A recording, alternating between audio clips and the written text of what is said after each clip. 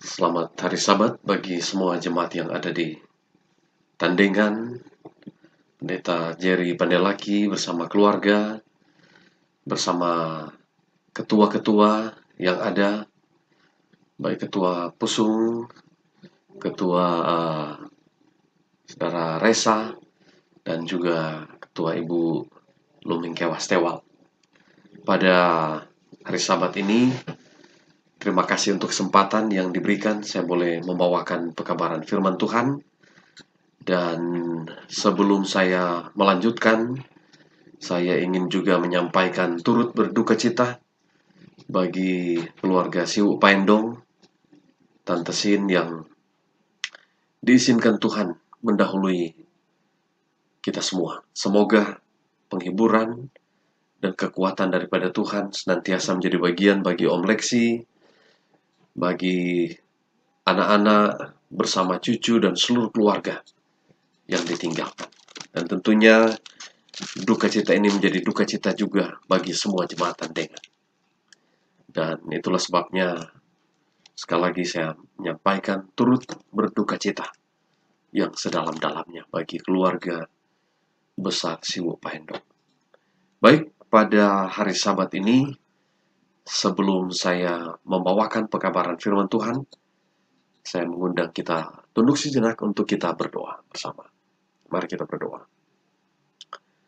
Bapa di surga, terpujilah namamu, terima kasih untuk segala berkat-Mu pada pagi hari Sabat ini. Hamba ingin menyampaikan firman Tuhan, tetapi kiranya Tuhan akan memberikan kuasa Roh Kudus-Mu mengurapi hamba dalam menyampaikan pekabaran ini dan boleh menjadi berkat bagi semua jemaat Tandengan yang mendengarkan pada Sabat ini. Tuhan memberkati secara khusus keluarga Siwu Paendong yang berduka cita. Tuhan hiburkan Om Leksi dan semua anak dan cucu untuk tetap kuat dalam Tuhan sambil menanti pengharapan reuni yang Tuhan akan adakan ketika Engkau datang pada kali yang kedua. Terima kasih ya Tuhan. Dalam nama Tuhan Yesus kami berdoa. Amin.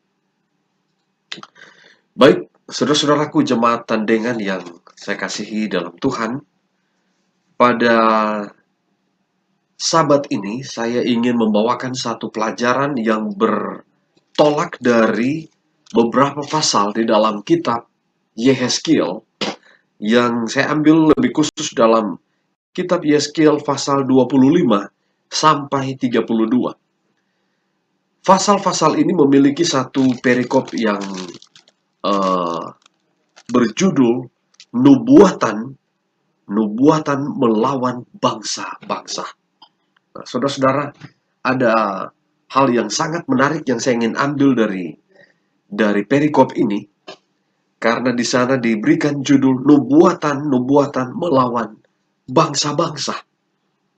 Nah, saudara-saudara, berbicara nubuatan melawan, ini satu hal yang langsung masuk ke dalam benak saya adalah kalau Tuhan memberikan pekabaran kepada Yehezkiel untuk melawan bangsa-bangsa, artinya Tuhan marah kepada bangsa-bangsa. Satu ketika saya bertugas di satu jemaat dan seorang anggota jemaat di mana saya melayani berkata seperti ini. Saya bertanya dulu, saya katakan, apakah kita bisa marah?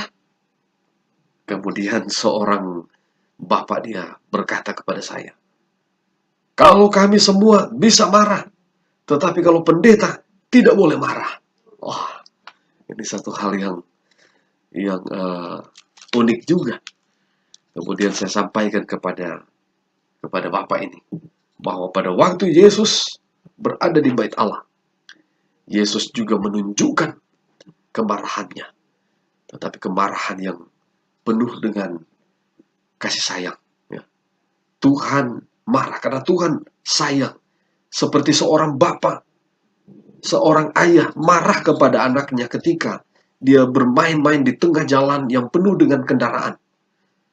Bapak atau seorang ayah marah kepada anaknya karena marah yang dipenuhi dengan kasih sayang. Demikian juga Bapa di sorga.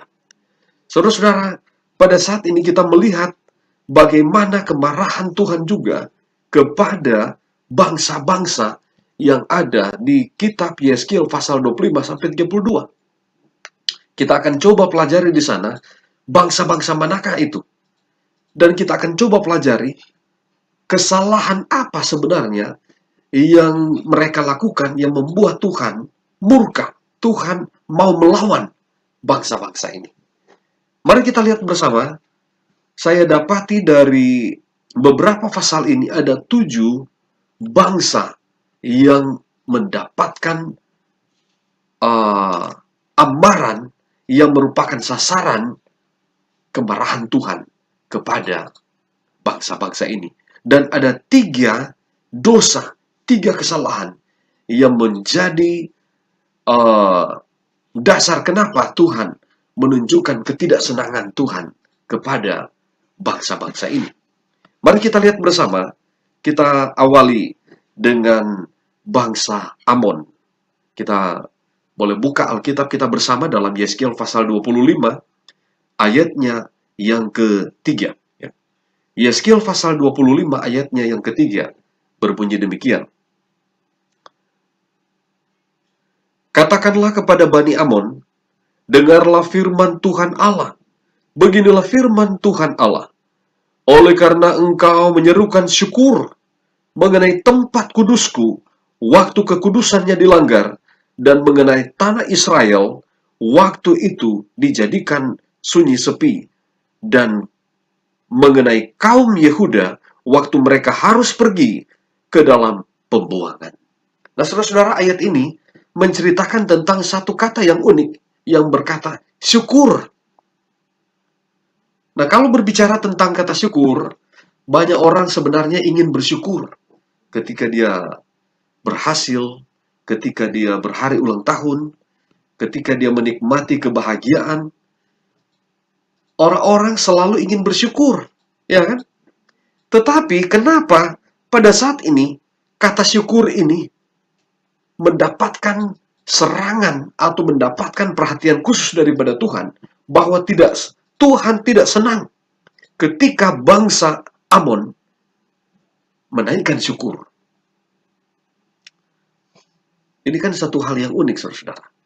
Nah, rupanya kata syukur yang mereka sampaikan ini adalah satu kata yang mereka naikkan ketika bangsa Israel atau bangsa Yehuda mengalami kegagalan. Mereka bersyukur ketika bait Allah dilanggar, kekudusan bait Allah itu dilanggar. Ketika bangsa Israel itu menjadi sunyi, ketika Yehuda harus dibawa kepada pembuangan, mereka bersyukur. Oh, saudara-saudaraku yang kekasih, suatu kata yang tidak pantas, yang tidak tepat pada sasarannya. Mereka senang di saat orang lain susah. Ada yang katakan, ada orang senang melihat orang susah, dan susah melihat orang senang. Inilah yang terjadi kepada bangsa Amon, yang bersyukur ketika kegagalan, ketika kemusnahan, ketika bangsa Yehuda ini mendapatkan masalah dan malapetaka. Walaupun bangsa Yehuda ini sedang mendapatkan masalah atau mereka berada kepada pembuangan oleh karena pelanggaran mereka, tetapi Tuhan menunjukkan ketidaksenangannya kepada orang yang menunjukkan kesenangan kepada kegagalan orang lain. Saudara-saudara, bukan hanya bangsa Amon yang melakukan hal yang sama, melakukan penghinaan yang sama. Oleh karena kalau kita dapati dari beberapa bangsa yang lain, dari 7 bangsa yang saya mau sebutkan hari ini, selain bangsa Amon, ada bangsa Moab, kemudian bangsa Tirus dan Sidon. Mereka menunjukkan penghinaan kepada bangsa yang dikhususkan oleh Tuhan, bangsa yang diasingkan oleh Tuhan, yaitu bangsa Israel dan Yehuda. Oh, saudara-saudaraku yang kekasih dalam Tuhan, ada satu pelajaran yang penting yang saya ingin tarik di sini sebelum saya mau pindah kepada dosa yang kedua yang dilakukan oleh beberapa bangsa. Bahwa saudara-saudara, bangsa yang kudus, mereka adalah milik Tuhan yang kudus, yang tidak boleh diperlakukan semena-mena. Ya. Tuhan menjaga kekudusan. Walaupun bangsa ini sedang dihukum Tuhan, tapi mereka itu adalah bangsa yang kudus. Kadangkala kita juga mempermainkan akan kekudusan. Ini menjadi satu hal yang penting bagi kita. Di dalam gereja ada banyak hal yang kudus, yang perlu kita hargai. Salah satunya ketua, bahkan pendeta. Mereka sudah diasingkan, sudah dikuduskan, dan mereka perlu mendapatkan penghormatan. Mereka perlu mendapatkan penghargaan dari setiap orang yang dilayani oleh mereka. Itulah sebabnya pengalaman yang dialami oleh Nabi Elisa ketika dia menuju ke Yeriko. Ada sekitar 42 anak yang mengejek Nabi Elisa yang telah dikuduskan, mendapatkan pengurapan oleh Elia sebelum dia terangkat ke sorga.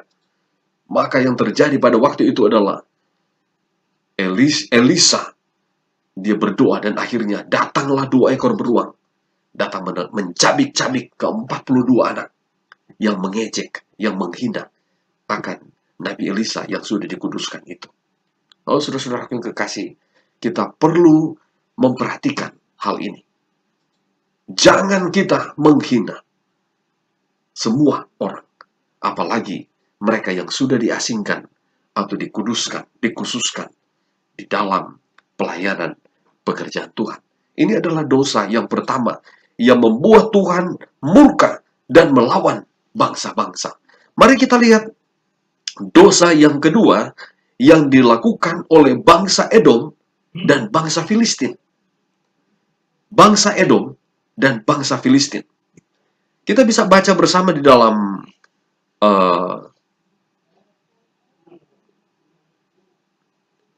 Yeskiel pasal yang ke-25 ayatnya yang ke-12. Yang berbunyi demikian. Beginilah firman Tuhan Allah. Oleh karena Edom membalaskan dendam kesumat terhadap kaum Yehuda dan membuat kesalahan besar dengan melakukan pembalasan terhadap mereka. Hal yang sama dilakukan juga oleh bangsa Filistin di dalam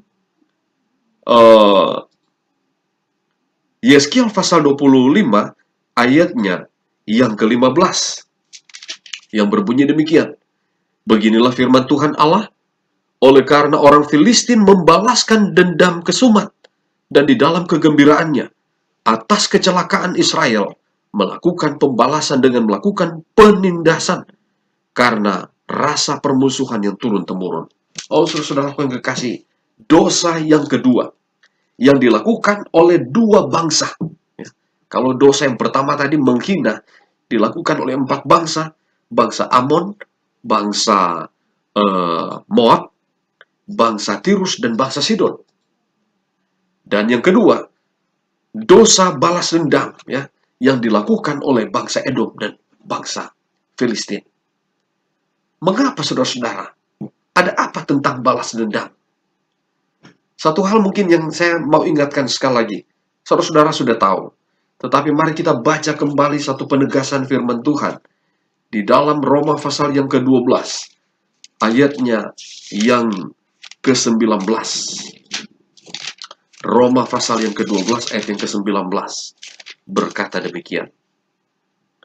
Saudara-saudaraku yang kekasih, janganlah kamu sendiri menuntut pembalasan, tetapi berilah tempat kepada murka Allah, sebab ada tertulis pembalasan itu adalah hakku.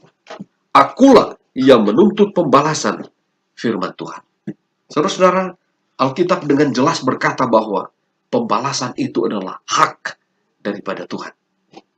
Kita sebagai manusia tidak boleh membalas. Serahkan kepada Tuhan. Jangan kita rebut, jangan kita ambil hak Tuhan. Karena hak Tuhan adalah pembalasan dendam. Oh, saudara-saudaraku yang kekasih, adalah satu hal yang wajar bila mana kita marah. ketika orang lain berlaku tidak semena-mena terhadap kita. Tetapi adalah pilihan bagi kita untuk membalas atau menyerahkan pembalasan itu kepada Tuhan. Tetapi firman Tuhan berkata, hendaklah sebagai umat Tuhan menyerahkan pembalasan itu kepada Tuhan yang akan membalasnya kepada orang yang berlaku curang ataupun semena-mena kepada kita. Inilah dosa bagian yang kedua. Dan dosa bagian yang ketiga yang dilakukan oleh dua bangsa, ya, oleh dua bangsa, yaitu bangsa Tirus dan bangsa Mesir. Dosa apakah itu? Di dalam Yehezkiel pasal yang ke-28, ayat yang kedua, ayat yang ke-17, kemudian Yehezkiel pasal 30 ayat yang ke-6. Kita coba baca Yehezkiel 28 ayat yang kedua. Berkata demikian, Hai anak manusia, katakanlah kepada Raja Tirus, beginilah firman Tuhan Allah. Karena engkau menjadi tinggi hati dan berkata, aku adalah Allah. Aku duduk di atas tahta Allah di tengah-tengah lautan. Kemudian ayat yang kedua, ayat yang ke-17. Yehezkiel 28 ayat 17 berkata demikian. Engkau sombong karena kecantikanmu, hikmatmu kau musnahkan demi semarakmu. Ke bumi kau kulempar, kepada raja-raja engkau kuserahkan menjadi tontonan bagi matanya. Yang ketiga, dosa yang sama dilakukan oleh bangsa Mesir dalam Yehezkiel pasal 30 ayat yang ke-6. Yang berbunyi demikian. Beginilah firman Tuhan, orang-orang yang mendukung Mesir akan mati rebah, dan kecongkakan Mesir yang ditimbulkan kekuatannya akan patah. Dari Migdol sampai Sine, mereka mati rebah oleh pedang. Demikianlah firman Tuhan Allah. Saudara-saudara, ada satu dosa tetapi memiliki tiga bagian, seperti kakak beradik, ya. Tinggi hati, sombong, congkak, yang dilakukan oleh dua bangsa, yaitu bangsa Tirus dan bangsa Mesir. Kalau saudara pelajari akan perikop ayat di dalam pasal 25 sampai pasal 32 kitab Yehezkiel, dosa sombong ini yang dilakukan oleh Tirus dan juga dilakukan oleh Mesir memerlukan beberapa pasal untuk membahasnya. Kalau dosa yang lain yang dilakukan oleh bangsa-bangsa yang saya sudah sebutkan tadi, hanya memerlukan sedikit ayat. Tetapi, saudaraku yang kekasih, untuk dosa sombong ini dibahas begitu panjang. Dan ini menunjukkan perhatian Tuhan kepada dosa yang satu ini. Oleh karena dosa yang satu inilah yang menyebabkan Lucifer yang berada di sorga yang suci jatuh dan dilemparkan ke bumi ini. Itulah sebabnya saudaraku yang kekasih, Tuhan memperhatikan dengan sangat dosa yang ketiga ini, yaitu dosa sombong yang bersarang di dalam hati. Lalu saudara-saudaraku yang kekasih di dalam Tuhan, dosa kesombongan adalah satu hal yang sangat penting untuk kita perhatikan. Karena ini adalah ciri khas daripada setan. Kalau kita pelajari bersama di dalam Alkitab, bagaimana perbedaan yang begitu luar biasa antara dosa kesombongan ini, ya, yang dikembangkan, yang dihidupkan oleh setan, dan kehidupan Yesus sangat bertolak belakang. Sangat bertolak belakang. Oleh karena, kalau kita pelajari di dalam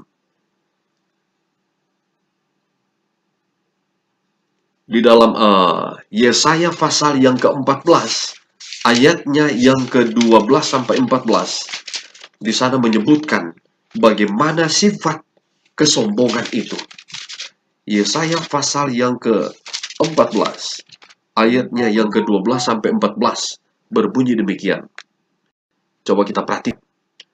Wah, Engkau sudah jatuh dari langit, hai bintang timur putra fajar. Engkau sudah dipecahkan dan jatuh ke bumi, hai yang mengalahkan bangsa-bangsa. Engkau yang tadinya berkata dalam hatimu, aku hendak naik ke atas langit. Perhatikan kata naik. Aku hendak mendirikan tahtaku mengatasi bintang-bintang Allah. Aku hendak duduk di atas bukit pertemuan, jauh di sebelah utara. Aku hendak naik mengatasi ketinggian awan-awan, hendak menyamai yang maha tinggi. Oh, saudara-saudaraku, sifat kesombongan itu adalah mau selalu berada di atas, tidak mau direndahkan. Ya. Ketika ada orang lain yang seperti berada lebih hebat dari dia, lebih kaya, lebih pinter, lebih kuat, lebih dari dia, maka dia akan berusaha dengan sekuat tenaga untuk mengatasi semua orang yang berada di atasnya. Saudara-saudara, itulah sifat kesombongan yang dikembangkan dan dimiliki oleh Lucifer. Dan pada akhirnya, dia mau menyamai Tuhan, sehingga dia harus dikeluarkan dari bumi. Sangat berbeda dengan sifat Yesus. Di dalam Filipi pasal 2 ayat yang ke-5 sampai 8, di sana disebutkan bahwa Yesus yang memiliki kesetaraan dengan Allah, merendahkan dirinya menjadi sama dengan manusia, bahkan mati sampai di kayu salib. Saudara-saudaraku yang kekasih, adalah pilihan kita untuk menjadi sombong ataupun menjadi rendah hati. Yang mana yang akan kita pilih?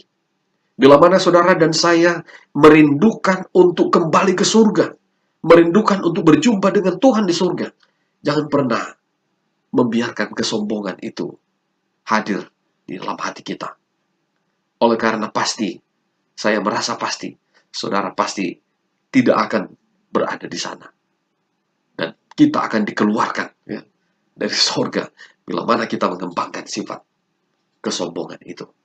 Saudara-saudaraku yang kekasih, ketika si perancang kapal Titanic mengatakan bahwa sedangkan Tuhan tidak bisa menenggelamkan kapal Titanic, hanya pada pelayaran pertama kapal itu menabrak gunung es dan tenggelam, menewaskan ribuan orang pada waktu itu. Presiden China Xi Jinping pada hari Selasa 1 Oktober 2019 di dalam perayaan hari ulang tahun Cina yang ke-70, dia berkata, tidak ada kekuatan yang dapat mengguncang fondasi besar negara ini. Pada bulan November ataupun Desember, sesudah Presiden Xi Jinping ini berkata demikian, virus corona melanda akan bangsa Cina dan memporak-porandakan perekonomian dan segala keberadaan Cina. Dan benar-benar hal ini merupakan satu templakan yang besar kepada Presiden Xi Jinping. Hingga sampai saat ini kita sedang dilanda oleh virus corona.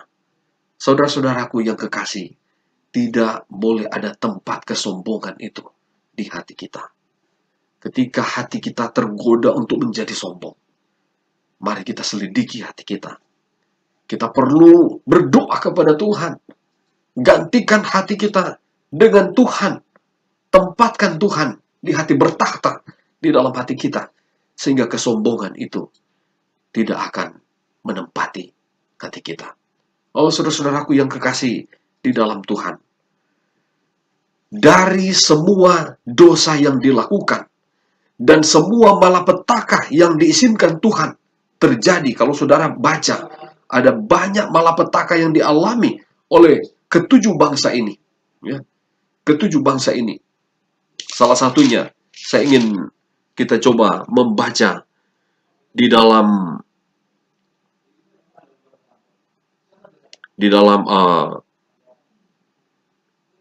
Yeskiel pasal 25 ayatnya yang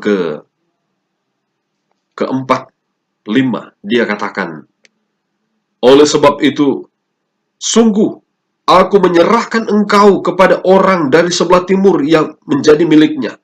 Mereka akan mendirikan perkemahannya padamu dan membangun tempat kediamannya.